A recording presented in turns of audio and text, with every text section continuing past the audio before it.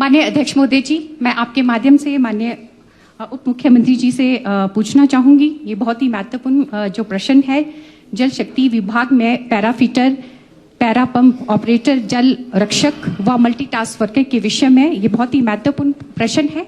और मैं माननीय उप मुख्यमंत्री जी से पूछना चाहूंगी कि प्रदेश में जल शक्ति विभाग में para fitter, para pump operator और जल रक्षक और मल्टी टास्क वर्कर के आपने कुल कितने पद भरे हैं अभी।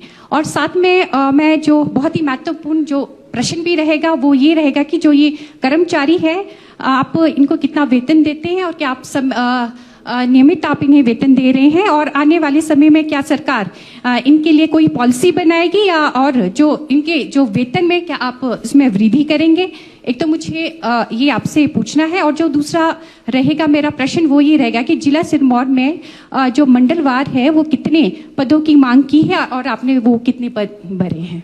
और माननीय उप मुख्यमंत्री जी, मेरा एक और भी आपसे एक निवेदन रहेगा कि धर्मपुर, कल हम मिले थे कुछ लोगों से, तो धर्मपुर सोलन में 3-3 महीनों से उन्हें सैलरी नहीं मिल रही। आप इस विषय में भी आप जरूर अवगत करवाएं। माननीय उप मुख्यमंत्री महोदय। अध्यक्ष महोदय, हमने 5000 के आसपास पोस्टें सैंक्शन की हैं और 5000 ही पोस्टें जो है माननीय जयराम जी की सरकार ने सैंक्शन की थी, और वो ये लगा गए थे 5000।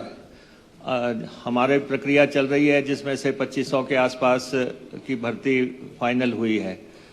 अब इसमें जहाँ तक भर्ती की बात है उसमें तो मैं स्पष्ट ये करना चाहता हूँ कि जहाँ जहाँ इन्होंने गैप छोड़ दिए थे जिन कॉन्स्टिट्यूंसीज को कि पोस्टें देते समय, हम उनकी पूर्ति कर रहे हैं ताकि प्रदेश में एक समानता लाई जा सके। और मैं आपको जल्दी बहुत है, असल में अध्यक्ष महोदय मैं यहाँ पे नाम नहीं लेना चाहता। 2-3 कॉन्स्टिट्यूंसी ऐसी थी जहाँ पे जो है 1500 पोस्टें दे दी गई, तो बाकी कॉन्स्टिट्यूंसीज छूट गई हैं। तो हम उसका जो है रैशनलाइज कर रहे हैं कि किस ढंग से बाकी कॉन्स्टिट्यूंसियों को कितनी पोस्टें चाहिए, और उस हिसाब से और पोस्टें भी सैंक्शन करने का कैबिनेट ने फैसला किया है। तो हम जितनी पोस्टें मैन पावर की ज़रूरत है वो हम देंगे। बाकी इन्होंने जो कहा कि कौन कौन सी कैटेगरी है, एक तो जल रक्षक की कैटेगरी है, ये 12 साल बाद पंप अटेंडेंट बनते हैं, और इसमें हम लगभग 2000 के आसपास लोगों को पंप अटेंडेंट बना चुके हैं सरकार बनने के बाद, और अब ये 2 साल की ट्रेनिंग के बाद ये रेगुलर हो जाएंगे। तो जल रक्षकों का मुद्दा तो काफ़ी हद तक सॉल्व हो रहा है। कुछ जल रक्षक बचे हैं और बाकी जो है हमने पंप अटेंडेंट बना दिए हैं। सेकंड, आपने बात की पैरा पंप ऑपरेटर की। ये 8 साल के बाद एक नीति के तहत लगते हैं, और 8 साल के बाद इनको जो है आगे प्रमोट किया जाता है, और 2 साल की ट्रेनिंग के बाद इसको रेगुलर किया जाता है। विभाग के जितने भी पोस्टें हैं उसमें से 15% पोस्टें जो है पैरा पंप ऑपरेटर को जाती हैं, और ये तो एक नीति के तहत ही लगे हैं। और हालांकि ये कह रहे हैं कि नीति में बदलाव करो, लेकिन जब इनकी अपॉइंटमेंट हुई तो नीति यही थी कि 8 साल के बाद इनको आगे बढ़ाया जाए और 2 साल की ट्रेनिंग पीरियड के बाद रेगुलर कर दिया जाए। और थर्ड आती है पैरा फिटर।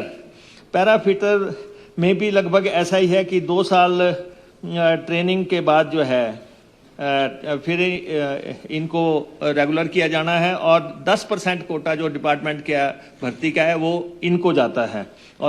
और एक कैटेगरी है MPW की, इसमें यह है, इसमें कोई पॉलिसी नहीं है और 3000 के आसपास लगे हैं। तो ये लोग मांग कर रहे हैं कि हमें कोई नीति के तहत लाया जाए, या जिस ढंग से पैरा पंप ऑपरेटर की, पैरा फिटर की या जल रक्षकों की नीति है, हमें भी किसी नीति में लाया जाए। तो ये मामला विचाराधीन है। और अभी तक जो पैरा फिटरों, पैरा पंप ऑपरेटरों को जो है 6600, जल रक्षकों को 5600 और मल्टीपल पर्पज वर्करों को 5500 रुपये प्रति माह दिया जा रहा है। और बाकी आपने कहा कि आपके पास सूचना है कि किसी को तनख्वाह नहीं मिली है, तो अगर आप स्पेसिफिक मुझे बताएंगे कि फलां जगह है नहीं नहीं, ऐसा ना कि थोड़ा कंफ्यूजन कर रहे हैं आप क्वेश्चन में। ये जो सवाल है ये कैटेगरीज का है और इनको तनख्वाह देने में कहीं भी कोताही नहीं है। जहां पे जिसकी बात जो आपको शायद मिल रहे होंगे वो ठेकेदार के माध्यम से कुछ भर्तियां हैं, कुछ स्कीमें ठेकेदार चला रहे हैं। ठेकेदार जो है वो आउटसोर्स कर्मचारियों को समय पे वेतन नहीं देते, वो मसला एक अलग मसला है। लेकिन जो विभागीय भर्तियां हैं, जो विभाग के तहत काम कर रहे हैं, अगर आपको लगता है कि किसी को तनख्वाह नहीं मिली है तो यू काइंडली इन्फॉर्म मी, ताकि उनको तनख्वाह दी जा सके।